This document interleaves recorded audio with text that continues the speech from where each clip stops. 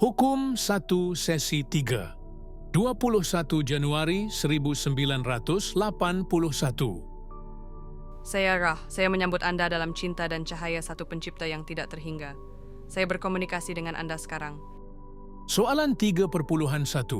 Soalan pertama saya ialah, adakah kita telah melakukan dengan betul ritual untuk memulakan komunikasi?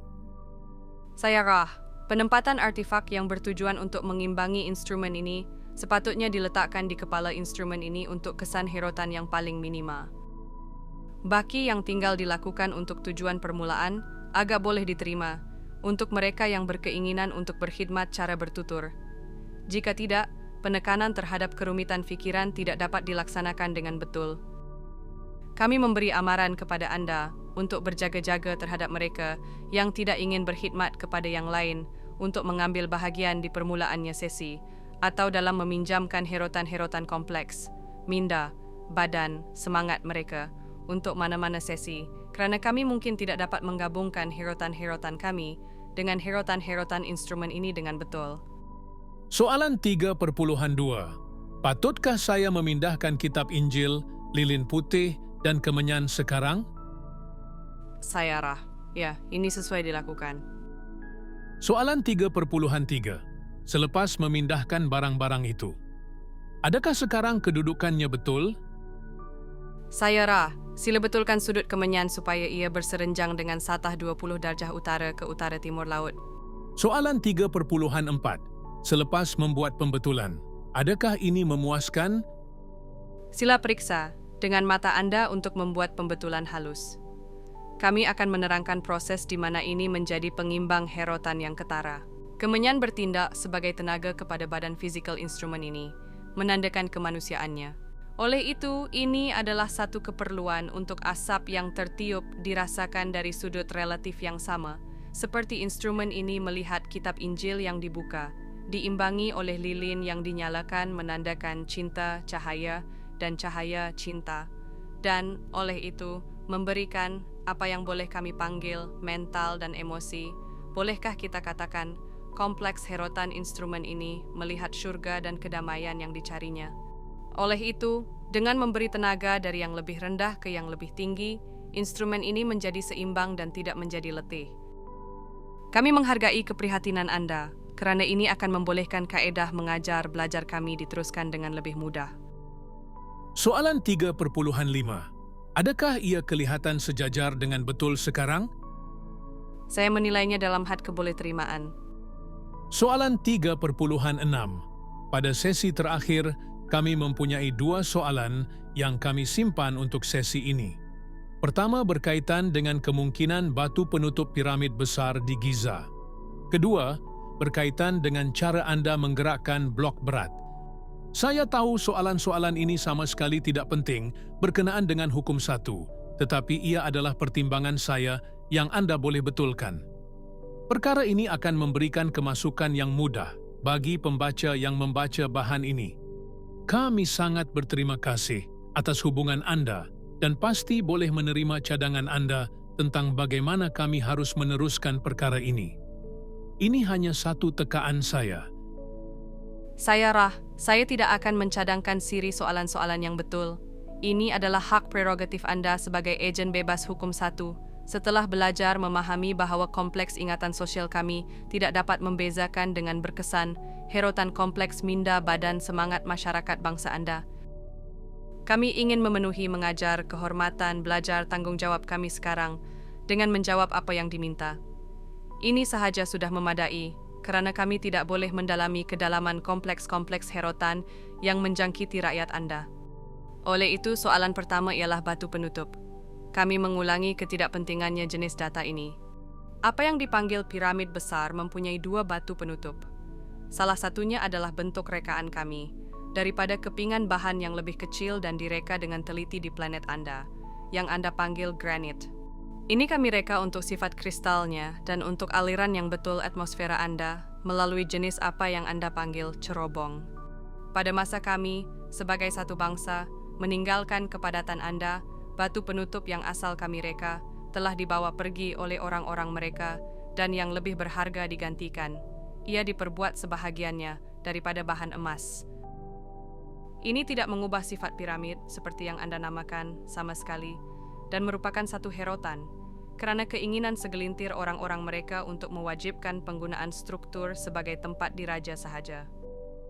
Adakah Anda ingin bertanya lebih lanjut mengenai soalan pertama ini? Soalan 3.7. Apa yang Anda maksudkan dengan cerobong? Apakah tujuan khususnya? Terdapat aliran betul atmosfera Anda yang, walaupun kecil, menyegarkan keseluruhan struktur. Ini direka bentuknya dengan mempunyai saluran aliran udara, seperti yang mungkin dipanggil instrumen ini, terletak supaya terdapat kesegaran atmosfera tanpa sebarang gangguan atau angin. Soalan 3.8. Bagaimanakah ketulan batu itu dipindahkan? Saya Rah, Anda mesti bayangkan aktiviti dalam semua yang dicipta. Tenaganya, walaupun terbatas, agak besar berbanding dengan pemahaman herotan bangsa Anda. Ini adalah perkara yang jelas yang diketahui oleh orang-orang Anda, tetapi sedikit sahaja dipertimbangkan. Tenaga ini bijak, ia bertahap tingkat. Sama seperti kompleks minda, badan semangat Anda yang berada dalam sebuah tahap tingkat mengenderaan dan kekal. Oleh itu, cangkerang, atau bentuk, atau medan, dan kecerdasan setiap badan yang semakin bijak atau seimbang, begitu juga setiap atom di dalam bahan seperti batu.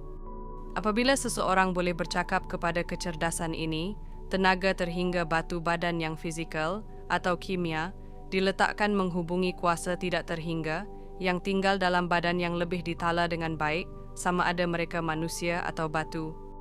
Dengan hubungan yang dibuat ini, permintaan boleh diberikan.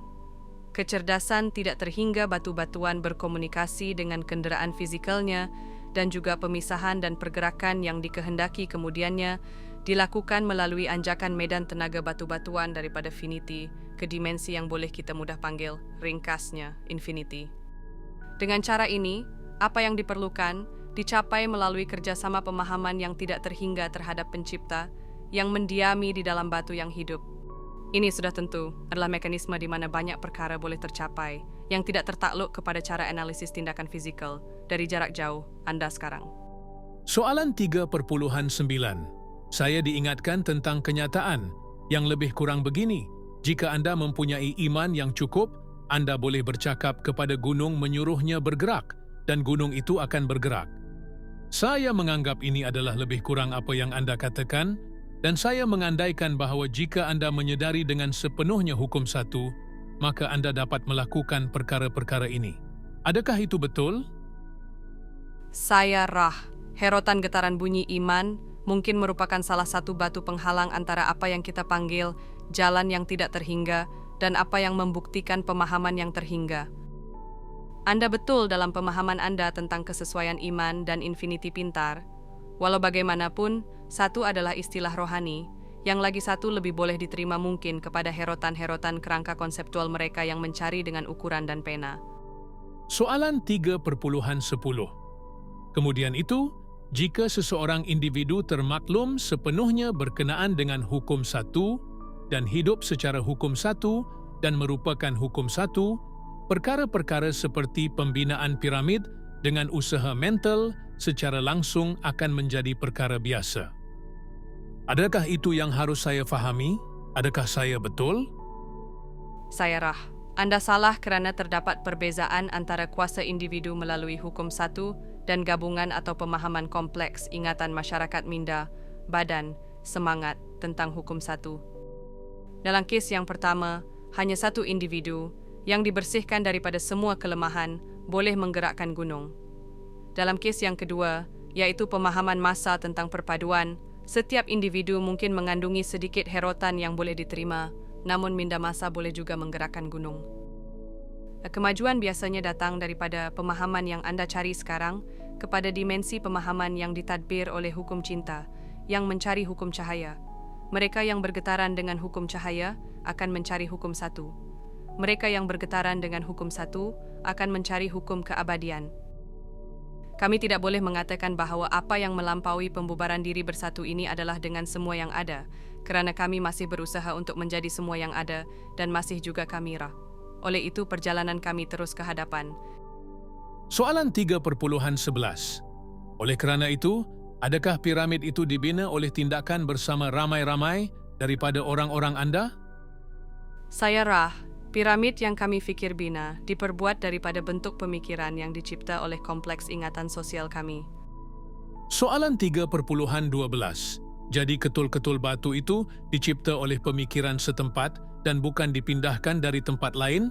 Adakah ini betul? Saya Rah, kami membina piramid besar dengan, seperti yang Anda istilahkan, batu abadi. Piramid-piramid lain dibina dengan batu dipindahkan dari satu tempat ke tempat yang lain. Soalan 3.13. Apakah itu batu abadi? Saya Rah, jika Anda boleh memahami konsep pemikiran bentuk, Anda akan menyadari bahawa pemikiran bentuk adalah lebih teratur dalam hirutannya daripada medan tenaga yang dicipta oleh bahan-bahan dalam batu yang telah dicipta melalui pemikiran bentuk, daripada pemikiran kepada tenaga terhingga dan kewujudan dalam, boleh kami katakan, refleksi yang dihirutkan tentang tahap pemikiran bentuk Anda. Bolehkah kami menjawab Anda dengan cara yang lebih berguna? Soalan 3.14. Ini sedikit remeh. Tetapi saya tertanya-tanya mengapa, dalam kes itu, piramid itu diperbuat daripada banyak ketulan-ketulan blok batu dan bukan keseluruhannya dicipta sekaligus. Saya Rah, terdapat satu hukum yang kami percaya adalah sebagai salah satu herotan utama yang lebih ketara dari hukum satu. Ianya hukum kekeliruan. Anda telah istilahkan ini sebagai hukum kehendak bebas.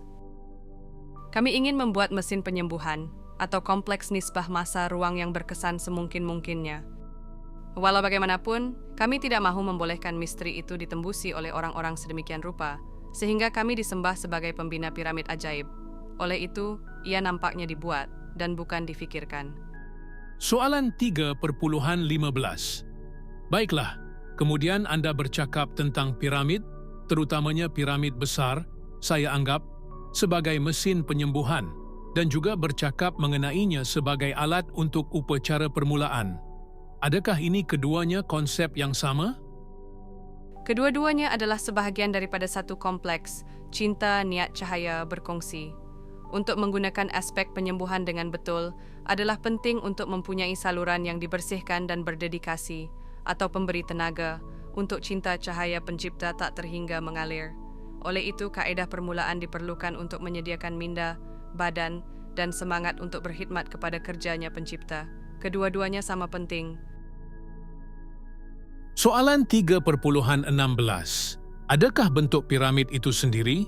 Adakah itu fungsi utama dalam proses upacara permulaan? Ini adalah soalan yang besar. Kami merasakan bahawa kami akan bermula dan meminta Anda untuk menilaikan semula dan bertanya lebih lanjut di sesi kemudian. Ini agak, boleh kami katakan, titik bermaklumat. Untuk memulakan, terdapat dua fungsi utama piramid berhubung dengan prosedur upacara permulaan. Satu daripadanya mempunyai kaitan dengan badan. Sebelum badan boleh dirasmikan untuk permulaan, minda mesti dirasmikan untuk bermula. Ini adalah titik permulaan di mana kebanyakan mahir dalam kitaran Anda sekarang mendapati kompleks minda, badan, semangat mereka diherotkan. Apabila watak dan kepribadian yang merupakan identiti sebenar minda telah ditemui, tubuh kemudiannya mesti dikenali dalam setiap cara apapun. Oleh itu, pelbagai fungsi badan memerlukan pemahaman dan kawalan dengan berkecuali. Penggunaan pertama piramid, kemudian, ialah untuk turun ke dalam piramid, dengan tujuan melucutkan perasaan deria, supaya badan boleh, dalam erti kata tertentu, mati dan kehidupan yang lain bermula. Kami menasihatkan, pada masa ini, hanya bertanya sebarang soalan yang perlu, dan juga pengakhiran sesi ini dengan secepat mungkin. Adakah Anda mempunyai sebarang pertanyaan pada masa ruang ini? Soalan 3.17. Satu-satunya soalan ialah, adakah terdapat apa-apa yang telah kami lakukan salah? Atau apa-apa yang boleh kami lakukan untuk menjadikan instrumen ini lebih selesa? Kami mengimbas instrumen ini. Instrumen ini telah banyak dibantu dengan langkah yang berjaga-jaga ini. Kami mencadangkan diberi sedikit perhatian kepada leher instrumen ini yang nampaknya dalam herotan badan ini diherotkan kepada kawasan kekuatan kelemahan. Oleh itu, lebih banyak menyokong di kawasan leher mungkin akan membantu. Soalan 3.18. Patutkah kami memintanya minum air dari piala di belakang kepalanya selepas kami mengecas air itu? Atau patutkah kami menggunakan segelas air yang selain dari yang itu? Hanya air dari piala itu sahaja akan menjadi yang paling bermanfaat, karena bahan yang belum pernah digunakan, yang hidup di dalam piala itu, menerima, mengekalkan, dan bertindak balas kepada getaran cinta yang diaktifkan oleh kehadiran Anda. Saya Ra, sekarang saya akan meninggalkan kumpulan ini. Bersukacitalah dalam kuasa dan kedamaian Pencipta yang Maha Esa, Adonai.